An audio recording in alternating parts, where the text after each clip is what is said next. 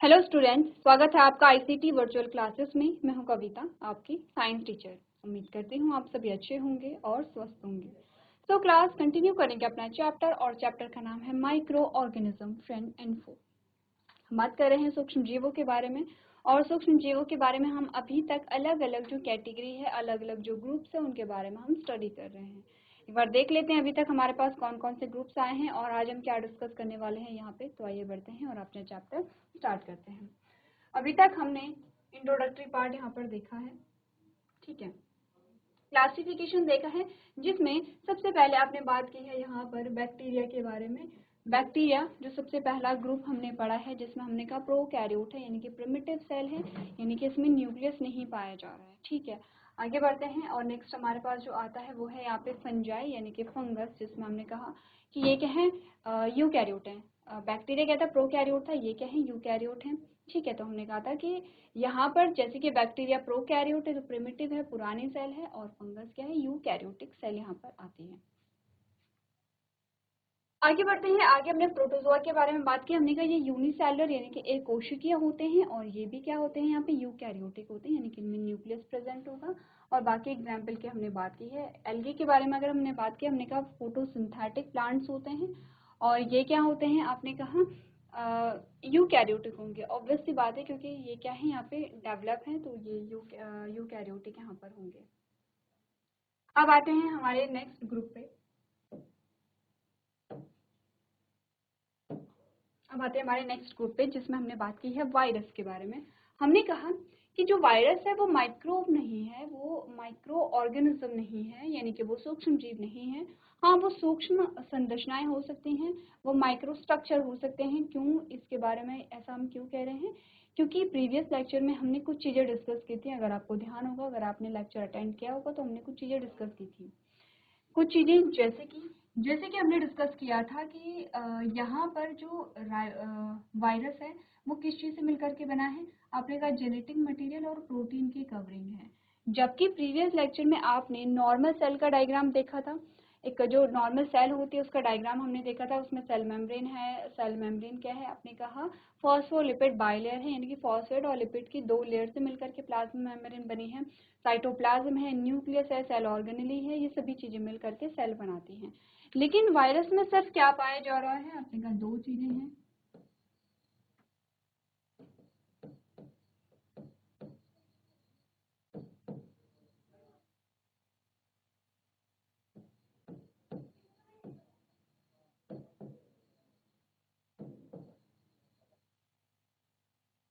Protein layer, ठीक है। इन दो चीजों से मिलकर के बेसिकली वायरस यहाँ पर बना हुआ है। अब हमने कहा इसे हम सेल तो नहीं कहेंगे, तो ये लिविंग का कैरेक्टर क्या होता है, हमने कहा सेल प्रेजेंट होती है। तीन चीजों के बारे में हमने मेनली डिस्कस किया था। जो जीवित हैं, जो सजीव हैं, जो लिविंग हैं, उनमें सबसे पहले सेल की प्रेजेंस होगी, जिसे आप क्या कहते हैं, कोशिका कहते हैं। दूसरा हमने कहा इनमें न्यूट्रिशन की प्रोसेस पाई जाएगी, जिसे हम पोषण कहते हैं। और तीसरा हमने कहा इनमें रिप्रोडक्शन की प्रोसेस होगी, जिसे हम प्रजनन कहते हैं।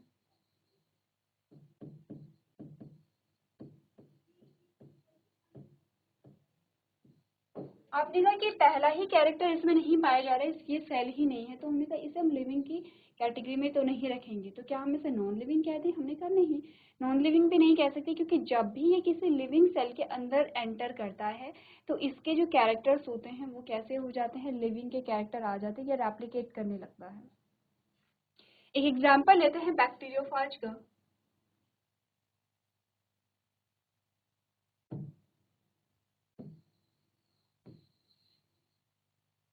या चलिए किसी भी एक नॉर्मल वायरस का क्या लेते हैं, एग्जाम्पल लेते हैं।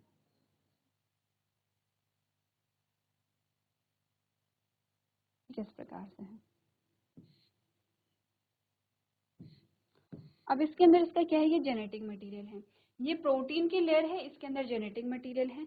जब एक सेल के अंदर ये क्या करता है, अपना जो जेनेटिक मटेरियल है, या इसे पूरा ही बना लेते हैं,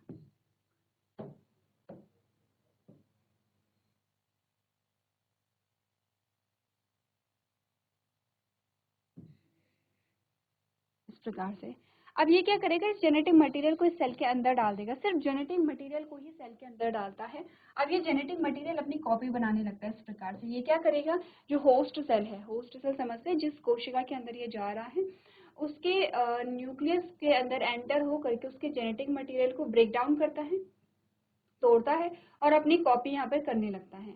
तो ये दो चीजें कर रहा है, एक तो अपनी कॉपी कर रहा है, दूसरा उस सेल का जो अपना जेनेटिक मटेरियल है उसे डिस्ट्रॉय कर रहा है। तो बेसिकली ये क्या करते हैं, सेल को डिस्ट्रॉय करने का काम करते हैं और एप्लीकेट करने लगता है। तो आपने कहा ये लिविंग का कैरेक्टर है, लेकिन हम ना ही इसे लिविंग कह सकते हैं ना ही नॉन लिविंग कह सकते हैं। ठीक है, अब ये बात तो हमने कर ली है काफी बार कि ये बहुत हार्मफुल होता है हमारे लिए। ठीक है, जो इससे होने वाली जो भी बीमारियां होती हैं वो हार्मफुल मानी जाती हैं, क्योंकि वैसे तो माइक्रो ऑर्गेनिज्म से होने वाली जो भी बीमारियां हैं वो थोड़ा हार्मफुल मानी जाती है, क्योंकि जो बीमारियां संक्रमित होती हैं, यानी कि जो क्या होती हैं यहाँ पे ट्रांसमिट होती हैं from one person to another person, वो सभी बीमारियां थोड़ा सा खतरनाक होती है। खतरनाक का मतलब है जल्दी से स्प्रेड होती हैं। अब जैसे कॉमन कोल्ड है, वो भी जल्दी से स्प्रेड होता है, लेकिन आपने कहा कि वो 2-3 दिन में खुद ही ठीक हो जाता है, या फिर आप मेडिसिन लेते हैं तो ठीक हो जाता है। वहीं हम अगर और बात करें, जैसे कि हमने बहुत सारे एग्जाम्पल्स लिए हैं, जैसे हमने कोविड का ही एग्जाम्पल लिया, तो आपने देखा कि उस टाइम पर जो यहाँ पे वायरस है वो कितनी तेजी से फैल रहा था। ठीक है, तो ऐसे ही हमने कहा कि जो वायरस है या हमने कहा जो माइक्रो ऑर्गेनिज्म है, इनसे होने वाली जो बीमारियां हैं जो कि हवा, पानी और खाने के माध्यम से फैल सकती हैं या टच करने के थ्रू यहाँ पे क्या हो सकती है, ट्रांसमिट हो सकती है, वो थोड़ा सा हार्मफुल होती हैं, क्योंकि कंपैरेटिवली जल्दी फैल रही हैं। जो फैलने वाली नहीं होंगी वो उसके साथ ऐसा नहीं होगा कि उसे अलग से प्रिकॉशंस लेने पड़ेंगे, या उसके साथ जो लोग हैं वो भी क्या है, उनके लिए भी खतरा है कि वो उनमें भी क्या हो सकता है, ट्रांसफर हो सकती है डिजीज। तो इस केस में क्या होता है कि जो मरीज हैं उनकी जो संख्या है वो लिमिटेड रहती है। अगर संक्रमित कोई बीमारी है तो आपने कहा कि क्योंकि वो संक्रमित होते जा रही हैं, जितने लोग कांटेक्ट में आएंगे वो संक्रमित होते जा रहे हैं, तो लोग जो है वो ज़्यादा बीमार यहाँ पर पड़ जाते हैं। तो ये तो हार्मफुल इफेक्ट पड़े हैं हमने वायरस के। अब पढ़ते हैं यहाँ पे क्या बेनिफिट है। तो एक छोटा सा बोला जाता है, उच्च गुणवत्ता वाले बीजों का प्रयोग करना चाहिए, ऐसा होता है।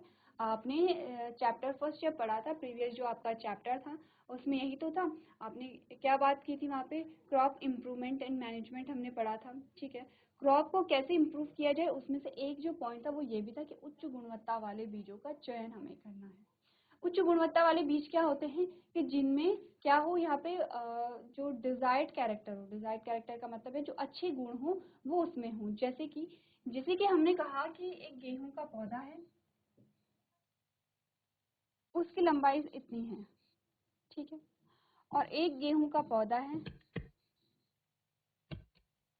उसकी लंबाई इतनी है। लेकिन हमने कहा कि यहाँ पर जो बीज हैं गेहूं के, वो कैसे लगते हैं इस पौधे में, हेलो बच्चों, मोटे बीज लगते मैं हैं। स्मिता विजलवान और स्वागत इसमें जो करती हूँ बीज आपका लगते हैं गेहूं आईसीटी के, वो वर्चुअल कैसे लगते क्लासरूम में। हैं। आशा करती हूँ आप अब सभी स्वस्थ होंगे मोटे और बीज अच्छे से अगर अपनी ज्यादा पढ़ाई होंगे कर तो रहे आटा होंगे। ज्यादा बच्चों, बनेगा आज यहाँ हम पे। पढ़ने जा और रहे हैं अगर क्लास आपने कहा कि 8 बारीक साइंस। बीज बहुत क्लास सारे 8 हैं तो साइंस आटा में क्यों हमारा ज्यादा नहीं चैप्टर चल बनेगा। रहा था हम कम्बशन चाहते एंड हैं फ्लेम, कि हमें यानी एक कि ऐसा दहन और प्लांट मिले, हम जानते हैं कि हमें एक ऐसा प्लांट मिले जो लंबा हो और जिसमें बहुत सारी बीज लगे, और वो बीज कैसे होंगे, यहाँ पे मोटे होंगे, इस प्रकार से हम ये चाहते हैं। तो हमने क्या किया है, हमने कहा कि कोई जो जीन है इस पौधे में, कोई जीन ऐसा होगा जो बीज की मोटाई के लिए उत्तरदायी होगा। ठीक है, और इस पौधे में कोई जीन ऐसा होगा जो पौधे की लंबाई के लिए होगा। तो हमने क्या कहा कि हमें एक ऐसा पौधा मिल जाए जो लंबा भी हो, क्योंकि जितना लंबा होगा उतनी ज्यादा बीज लगेंगे।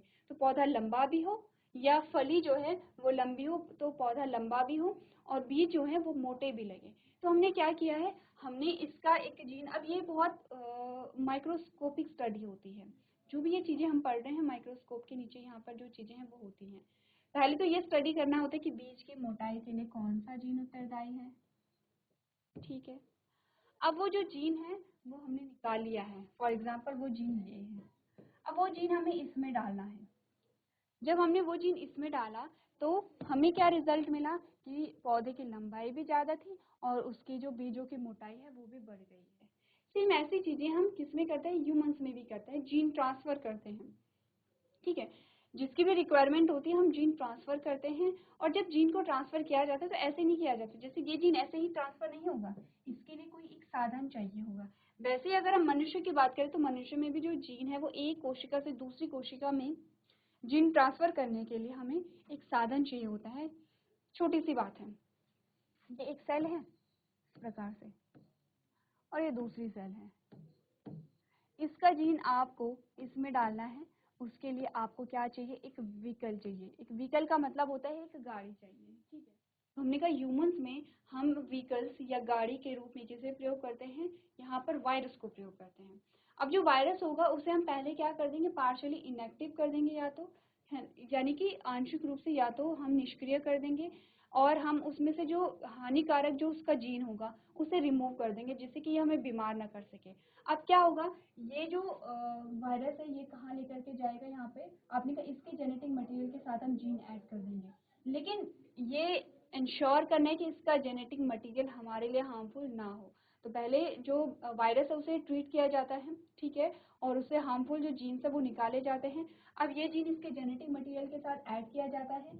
अब ये क्या करेगा, वायरस की प्रकृति हमने क्या देखी, अच्छा वो हमने हटा लिया है। वायरस की प्रकृति होती है कि ये इस जेनेटिक मटेरियल को इस सेल के अंदर डाल देगा और सबसे पहले ये क्या करता है, जो यहाँ पर इस सेल का जेनेटिक मटेरियल होगा ये इस सेल के साथ अटैच हो जाता है। तो दो चीजें होती हैं, या तो ये इस सेल के साथ अटैच होकर के अपनी कॉपी बना रहा है, या ये इस सेल का जेनेटिक मटेरियल डिस्ट्रॉय कर रहा है और सूक्ष्म संरचनाएं होती हैं। क्या होती हैं, सूक्ष्म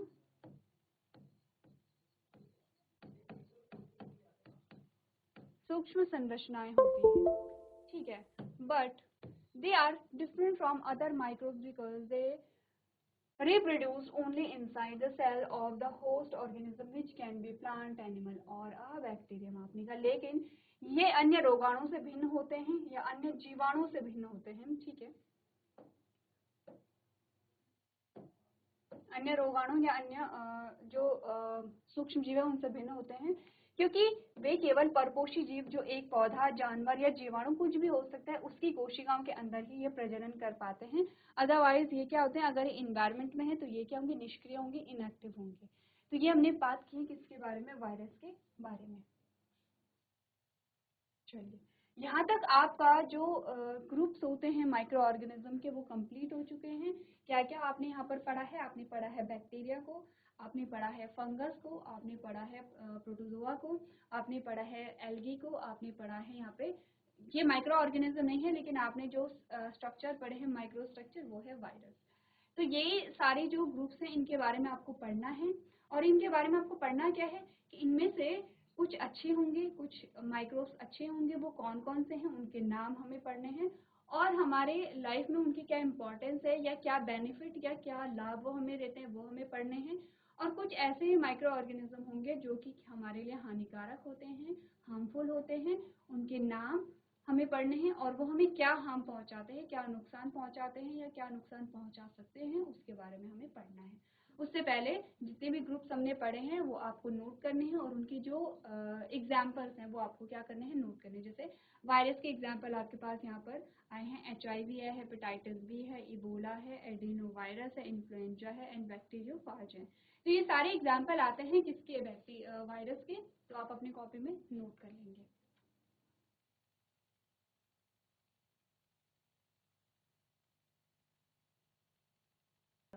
कहाँ रहते हैं, वेयर डू ऑर्गेनिज्म लिव। अब मैं ये क्वेश्चन अगर आपसे पूछूं तो इस क्वेश्चन का आंसर हम पहले कर चुके हैं। हमने बात की है यहाँ पे कि माइक्रो ऑर्गेनिज्म कहाँ रहते हैं। जब हम बैक्टीरिया के बारे में बात कर रहे थे तो वहां पर आपको बताया गया था बैक्टीरिया कहाँ पाए जाते हैं। तो हमने कहा सबसे पहले तो बहुत सिंपल सा आंसर है कि माइक्रो ऑर्गेनिज्म कहाँ रहते हैं। हमने कहा माइक्रो ऑर्गेनिज्म हर जगह रहते हैं।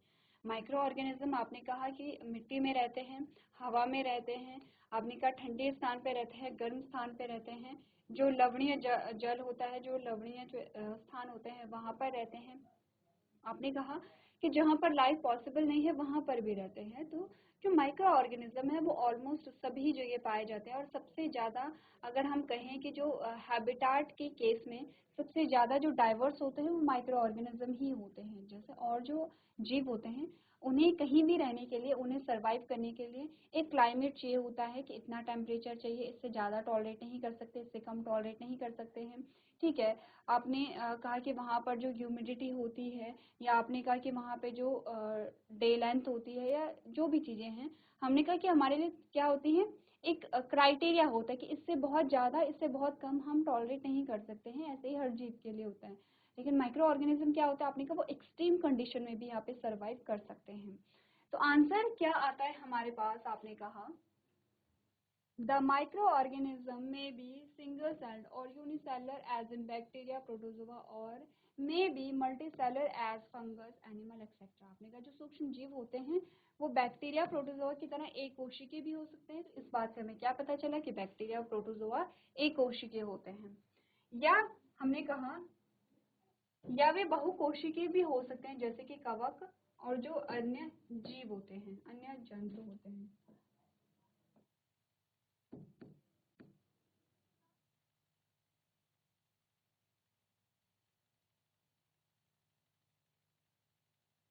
ठीक है, नेक्स्ट लाइन पढ़ते हैं अपने का। They can survive in water, air, all kinds of environmental condition like extreme cold climate to even the hot spring, desert and marshy lands. आपने कहा ये कहीं भी सर्वाइव कर सकते हैं, जैसे कि ये पानी, हवा और सभी प्रकार के पर्यावरणीय परिस्थितियों जैसे कि अत्यधिक ठंडी जलवायु से लेकर के गर्म झरने, रेगिस्तान और दलदली भूमि तक ये जीवित रह सकते हैं।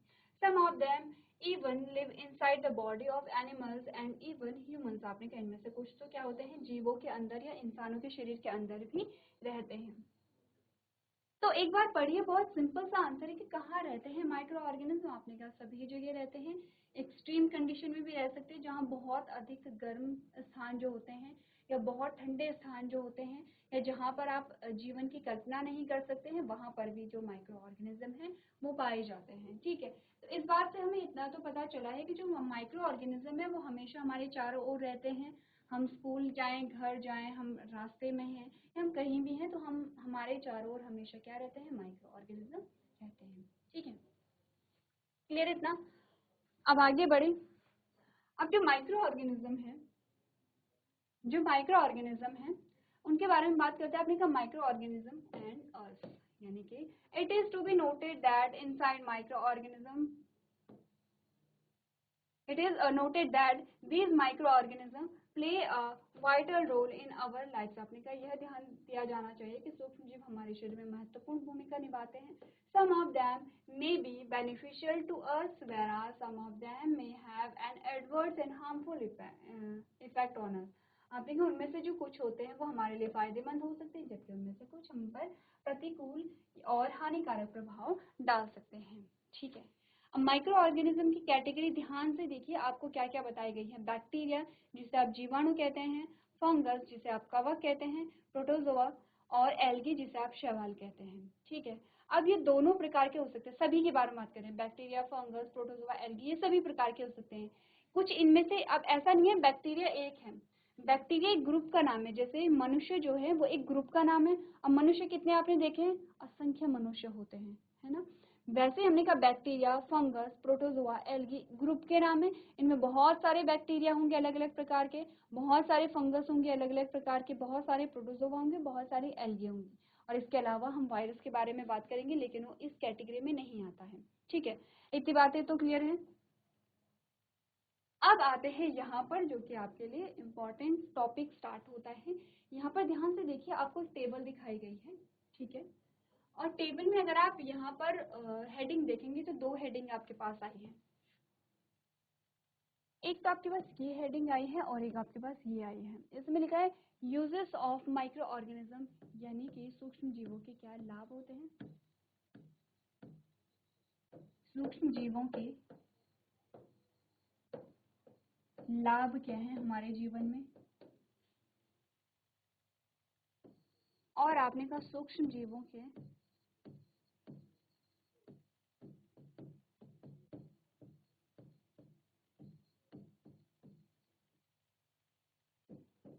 होने वाले जो नुकसान, होने वाले नुकसान क्या है, या सूक्ष्म जीवों के नुकसान, सिंपल सा लिखते हैं, सूक्ष्म जीवों के नुकसान।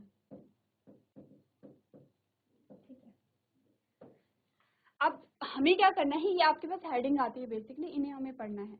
अगर हम यूज में पढ़े तो आपने कहा preparation of curd, bread and cake.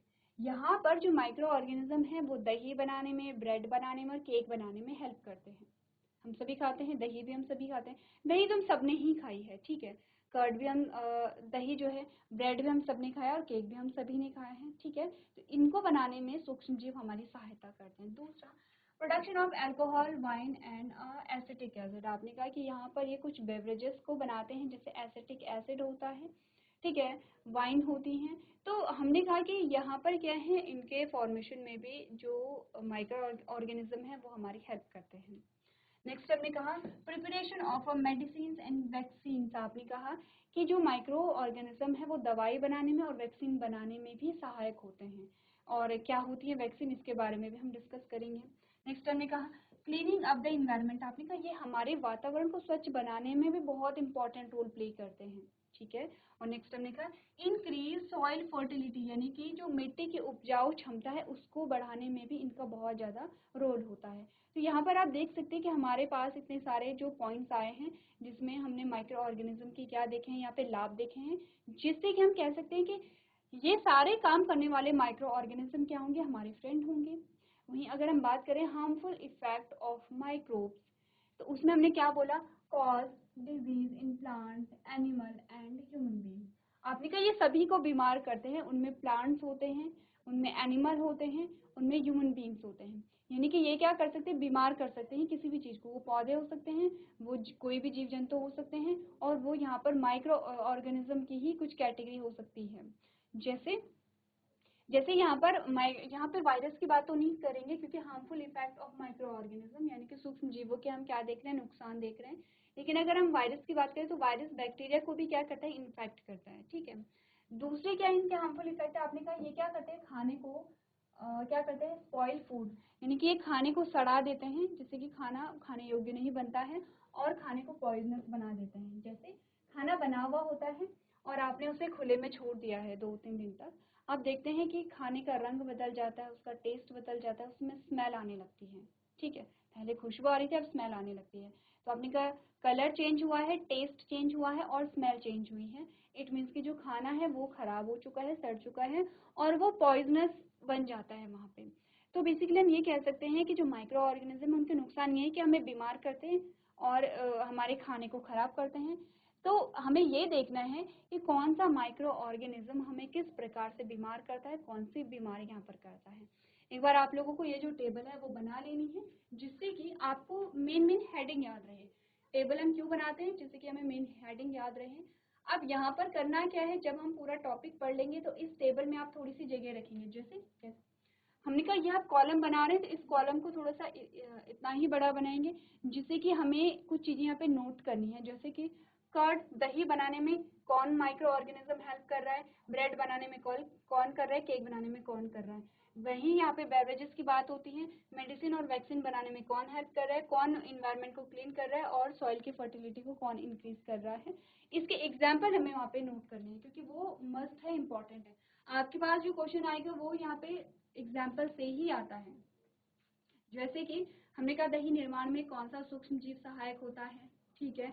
जैसे कि हमने कहा कि यहाँ पर जो मिट्टी की उपजाऊ क्षमता है उसे बढ़ाने में कौन से सूक्ष्म जीव हैं वो उत्तरदायी होते हैं। तो हमने कहा एग्जाम्पल मस्ट होते हैं और आपको क्या करना है, एग्जाम्पल्स के लिए जगह यहाँ पर छोड़नी है, ठीक है।